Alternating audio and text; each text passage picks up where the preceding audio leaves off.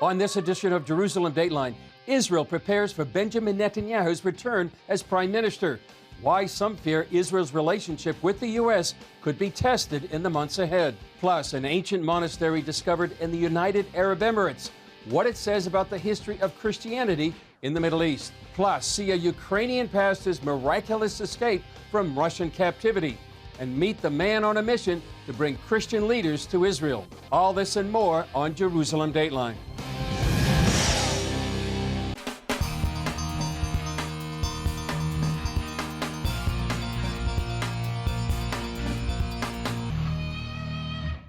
Hello and welcome to this edition of Jerusalem Dateline. I'm Chris Mitchell. Israeli President Isaac Herzog has announced he will assign Benjamin Netanyahu and his Likud party to form Israel's next government. While President Biden has congratulated Netanyahu, there are signs the administration is concerned about other leaders in this new right-wing government. As part of his presidential duties, Isaac Herzog met with all the parties that qualified for the next parliament and asked who they wanted to form the next coalition. A majority chose Likud, which means Benjamin Netanyahu is slated to become Israel's next prime minister. Netanyahu's political comeback represents a choice by many Israelis for a safer country and one with a greater Jewish identity. It also represents a big shift from the former government of Yair Lapid, with its center-led parties along with an Islamist party. This time, a right-wing coalition won a very clear majority in the government. Now, with the religious and right-wing parties winning a majority, liberals around the world, and particularly in America, are saying that this government is a threat to democracy, that this government is the end of an open liberal Israel, that this government is going to result in a harming of ties between Israel and America. Already, the U.S. is pushing back on policies the new government may consider. U.S. Ambassador Tom Knight says the U.S. will oppose any attempts to annex parts of Judea and Samaria, also known as the West Bank. And the State Department condemned Itamar Ben-Gvir for participating in an event celebrating the legacy of Meir Kahane and his organization that's designated as a terrorist group. CBN News political analyst John Waggy says the new coalition is likely to find itself on the opposite side of the White House on a number of issues. First of all, be the two-state solution. I mean, the Biden administration has clearly been moving in a direction where they want to press Israel again to negotiate with the Palestinians and to move toward a two-state solution. That's not something that any Netanyahu government for the last 12, 13 years has been interested in. Kontorovich says in light of the results, the Biden administration should respect the will of the people. The people vote for a right-wing government, so when the United States president says, hey, you better watch out, if you make a right-wing government, it can harm our ties, that's essentially telling Netanyahu to ignore the will of the Israeli people, to ignore the democratic electoral expression of that will. That's undemocratic. Americans also went to the polls recently to determine who controls Congress in the midterm elections. I spoke with Rabbi Abraham Cooper from the Simon Wiesenthal Center about how these elections could influence U.S.-Israel relations. Rabbi Abraham Cooper, great to see you back here on Jerusalem Dateline. Tell me, U.S. is having elections right now. Sometimes the results are not in, but the Israeli elections are in. What do you think about the impact of that upon U.S.-Israel relations? Right. Well, first of all, for both elections, proving Churchill's point that democracy is the worst form of government except any other form of government. We don't know yet the full outcome in the U.S., but generally it's a healthier democracy when one party doesn't control all three forms of government. As for the Israeli elections, it's kind of a blood sport. A lot of questions about two individuals who are deemed extremists in terms of their views about Arabs, etc. My first reaction is BP Netanyahu is the master at moving pieces around in his coalition, etc., etc. He's going to have to look carefully to make sure that those voices don't override the main goals of the government over the next 5 years. Yeah. And I think he'll do okay. I'm an outsider. I mean, I pay taxes here, I guess, because of grandchildren. I'm not a citizen or a voter. And I would say that eventually having a coalition government that's much broader national unity is always the best thing, but I think we're a long way off from that. When I explain to my American friends like what's going on, for that, I say, look, for many Israelis, this was a law and order election. You have shootings every day. You had the riots, in a mixed Jewish Arab city, a lot of unease. And I think when you have those kinds of votes, it means because that at the grassroots, a lot of people don't feel comfortable and they worry about what's going to happen to the kids when they go to school, et cetera. And that's paralleled in a lot of cities across the United States, including where I live in Los Angeles. Yeah. Also, you have an article, there's an article in the Jerusalem Post talking about anti-Semitism, a serious incident in Chicago. What do you see in the U.S. in terms of the rise of anti-Semitism? And how concerning is that to you? Well, it's extremely disconcerting when you have, little kids coming home on a school bus from a Jewish day school and 4 adults jump onto the bus, Sieg heiling and threatening 12-year-olds. Obviously tremendously traumatic. Could have been a lot worse. The bus driver managed to get them off.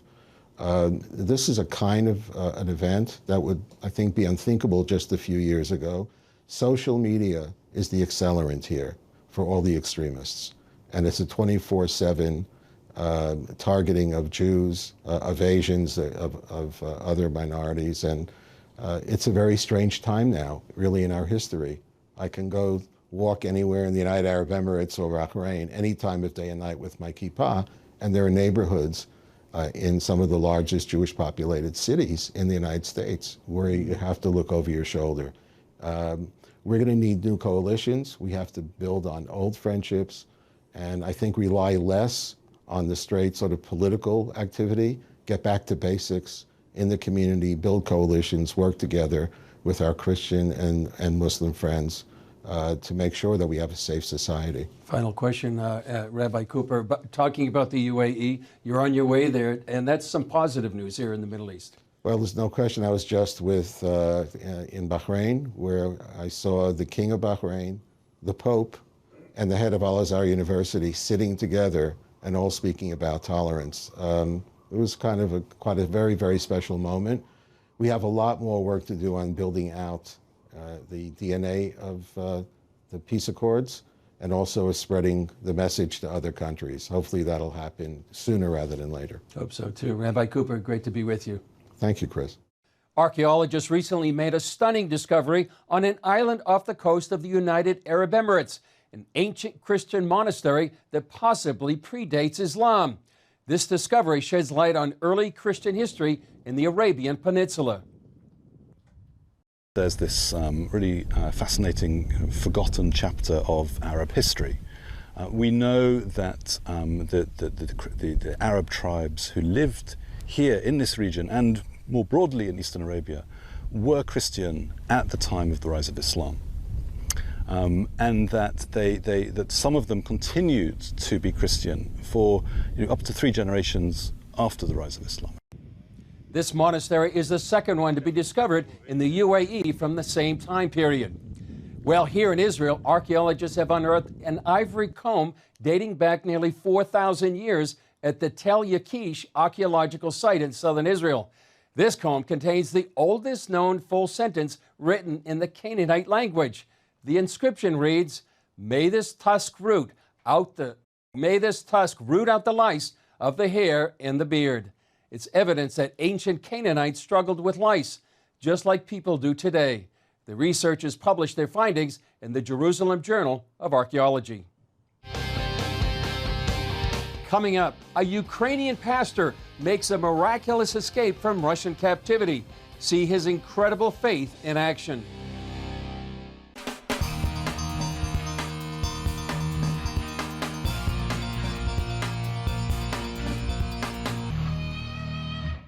Imprisoned, interrogated, and miraculously set free. That's one pastor's story from the Ukrainian city of Kherson.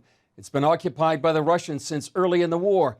And now, as the Ukrainian military presses forward, Russia says its forces are retreating. Meanwhile, stories of atrocities and escape are emerging. Chuck Holton has the story from Kyiv. Kherson residents board buses under forced evacuation orders from the Russian army as Ukrainian troops close in on the city.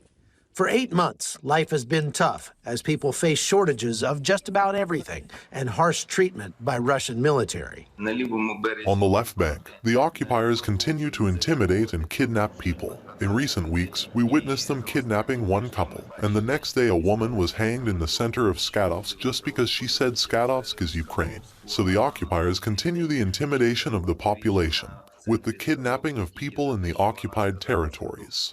Losing Kherson would cost Moscow the land bridge it so desperately wanted between the Donbass and Crimea, areas it occupied in 2014. It would also allow Ukrainian artillery to get that much closer to Crimea.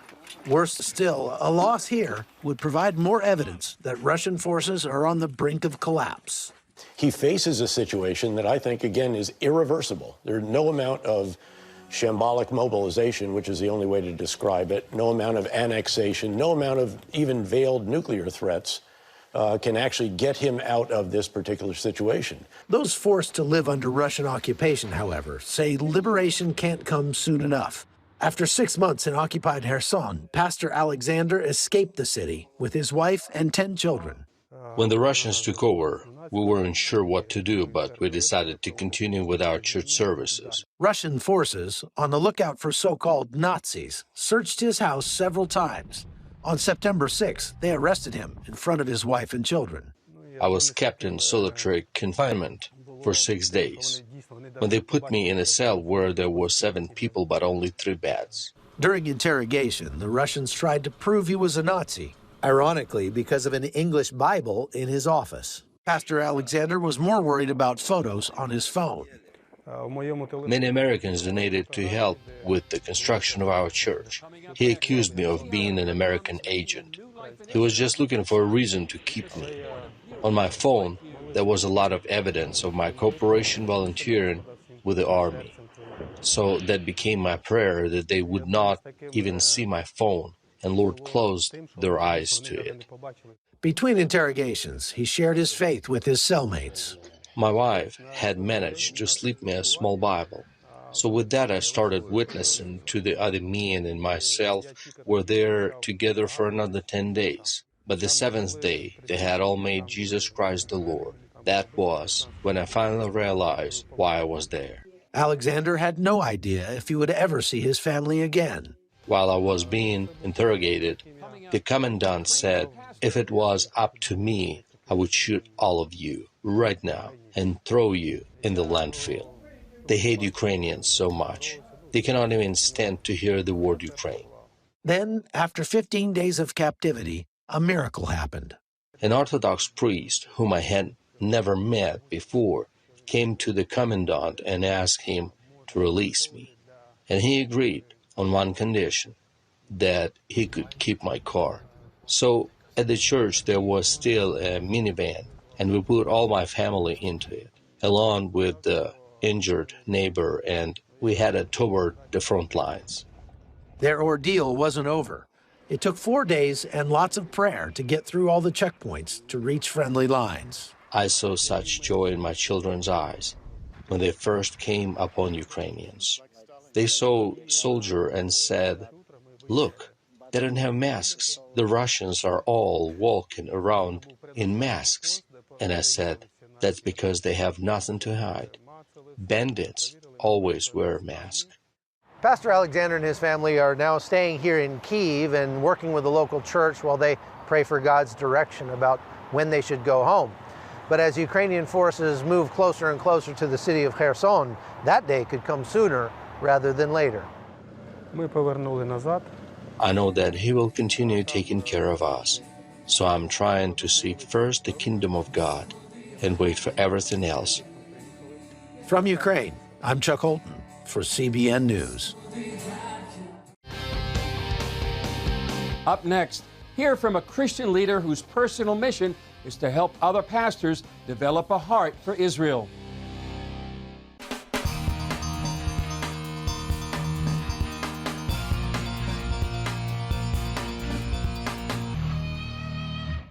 People visiting Israel for the first time tend to agree that it's a life-changing experience.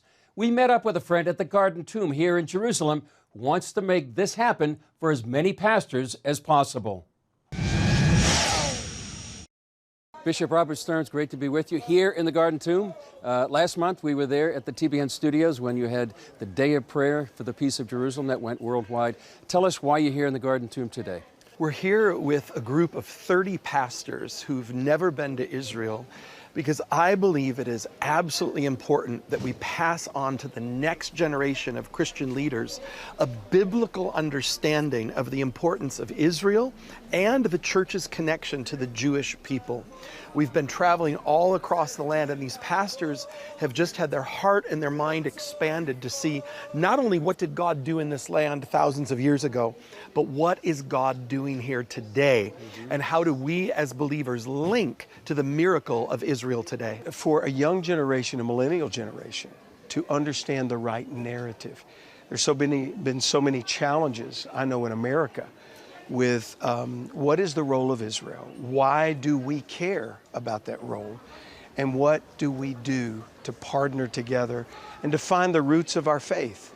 What does that look like today? And so that's something that we're seeing, just a revelation in these young pastors, to see their eyes open, and for the first time, many of them realizing, I get it. Oh my gosh, Bishop Robert Stearns and his trips have been so impactful in so many different ways. I think one of the greatest dynamics is just the personal touch of the heart of God, his passion for the land and the people, what it means to engage with what God has on your life as he's woven it into the story. So I've seen so much in the last 10 days, and if anyone was, I would recommend to go on a trip with him. If anyone were asking, hey, who I could go with or where should I be engaging with, I would definitely say Eagles Wings and Bishop Robert Stearns. It's been phenomenal time. I think we read the Bible in black and white. When you come here, you see it in color.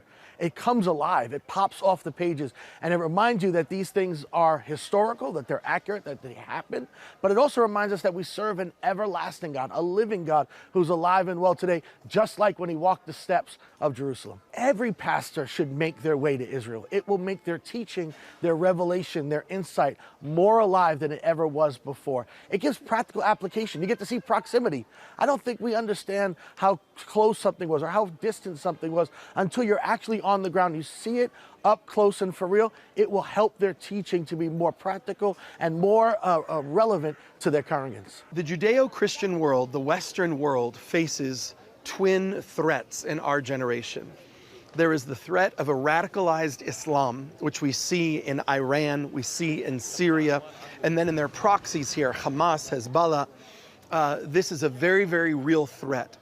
And we face the threat of radical secularism, a radical humanism that is absolutely opposed to anyone who believes in the God of the Bible. And this is the twin threat that is facing the Judeo-Christian world right now. Jews and Christians stand together, united, as we work for our children and our grandchildren, needing to come together as never before and cooperate with what we agree on. Certainly there's areas of theological difference between the Jewish and Christian communities. We don't minimize those areas of difference, but there is so much that we agree on. And in the light of these twin threats of radical Islam and radical humanism, it's more important than ever that Jews and Christians work together. I believe all over the world, even as we see political change, sometimes political things that are concerning to us, I believe there is a remnant church rising. I absolutely believe there is a people whose hearts are turned toward the Lord, and that in this hour, God is gathering a remnant people for such a time as this. And those people are praying for the peace of Jerusalem, working for the peace of Jerusalem. And I believe that even, the prophet says, darkness will cover the earth, gross darkness the peoples, but the light of God will arise upon you. We're living in a moment where the light of God is arising upon a remnant church in the nations. It's a time to look up and rejoice. Amen. Encouraging word. Bishop Robert Stearns, great to be with you. Always an honor to be with you, Chris. Coming up next, see how a young mom is making a new life in Israel with her son, with the support of viewers like you.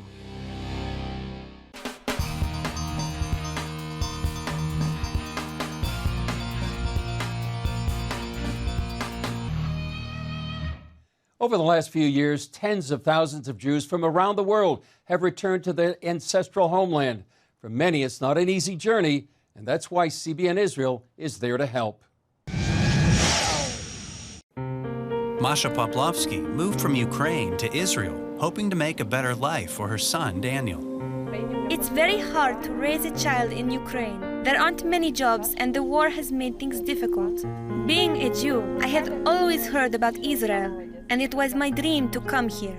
Masha and her son stayed with Ukrainian friends when they first arrived. But the apartment was very small, and the friends soon asked her and Daniel to leave. I was very depressed. I wanted to make it on my own, but I didn't know the language or how to find a job or an apartment yet.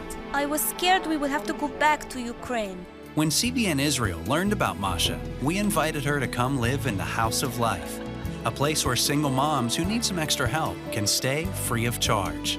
I was very nervous at first, but the CBN people spoke Russian and made me feel very comfortable. I made friends with the other girls very quickly. We taught Masha how to budget her finances and build a resume. She learned the basics of living in Israel and saved money while staying in the house. We also provided Masha and Daniel with good meals every day.